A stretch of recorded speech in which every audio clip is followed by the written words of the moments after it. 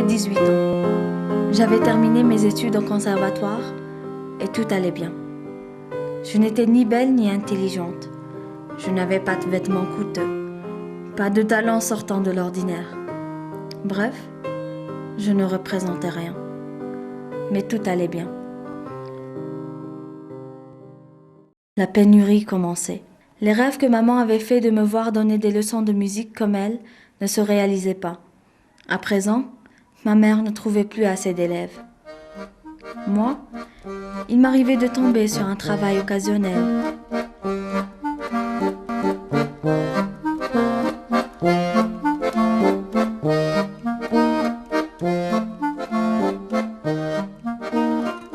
Je me rappelle que plusieurs fois j'étais allée jouer de la musique de danse, des nuits entières, quelque part dans le port, pour du savon et du saindoux.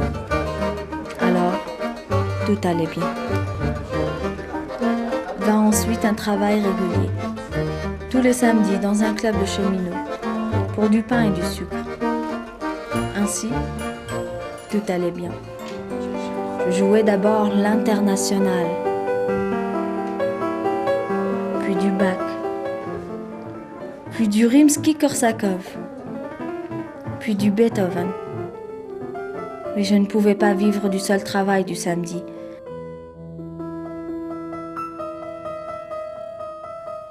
J'eus vent d'un chanteur qui avait besoin d'une accompagnatrice. Cela me prenait 3 heures par jour. Le trajet jusqu'à chez lui était lent. Il n'y avait pas de tramway. Le temps qu'il me fasse inscrire sur les registres administratifs pour toucher les rations, 2 mois s'étaient écoulés. Enfin, cela aussi s'arrangea. Et tout allait bien. L'homme était un baryton assez connu autrefois. À présent, il prenait de l'âge. Il sentait le tabac gris et la cave. Il maigrissait tellement que de mois en mois, ses vêtements pendaient plus bas. Aux genoux et aux coudes, ils devenaient plus clairs. Leurs boutons se détachaient. Ses mains étaient noires d'avoir fendu le bois et travaillé à la cuisine. Il ne se lavait jamais, se rasait de temps en temps le menton et la lèvre. Et il se mettait tellement de talc qu'il saupoudrait tout autour de lui. J'avais l'impression que c'était le crépi qui tombait de l'homme, comme d'un mur vétuste écroulant, et qui sentait non pas la cave, mais tout simplement la terre humide. Ce n'était pas très dérangeant, et tout allait bien.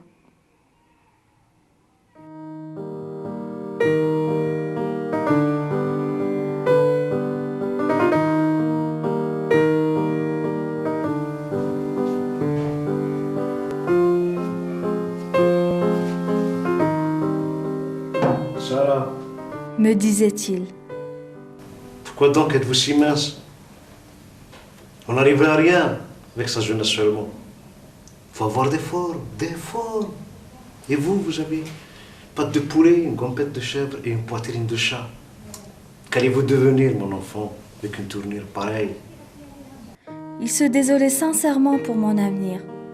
Quant à moi, j'étais contente d'avoir avec lui appris le répertoire et d'apporter à la maison des sacs de provisions. Tout allait bien. Un jour, en hiver, il prit froid et s'alita. Immédiatement, tout dans son appartement tomba en décrépitude. Les conduites d'eau gelèrent. Il fit 2 degrés dans la chambre. Les cordes du piano sautèrent. Il n'y eut plus de pétrole. Je continuai à venir tous les jours. On envoya un médecin. Des amis, des dames se manifestèrent. De la semoule de blé apparut. On m'envoyait chez les voisins chercher du sel. Je courais au centre distributeur pour avoir de la marmelade. Puis tout fut terminé.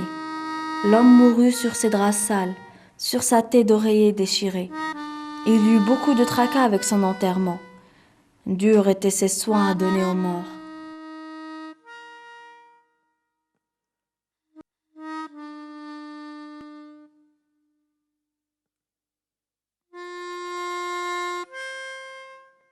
Mais il fut mis sous terre.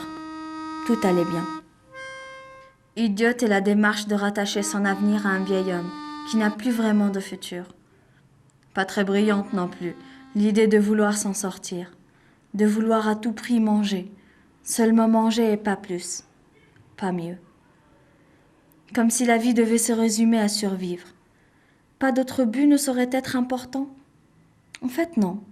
Pas d'autre dessein n'a de grande valeur. C'est égal au fait de vouloir s'alimenter. Ce n'est pas essentiel, c'est juste instinctif. Alors on perd son temps à se battre pour gagner des grains, alors que le temps, lui, s'égrène à perdre les siens. La vie n'est que suite de batailles, qu'on perd pour la plupart. Combats aussi futiles l'un que son suivant. Et même ceux qu'on croit remporter ne nous donnent jamais le sentiment d'être vainqueurs, juste d'être rescapés. La seule bataille qu'on est sûr de gagner est l'ultime, la mort. Et c'est à ce moment-là seulement qu'on peut réellement dire que tout va bien.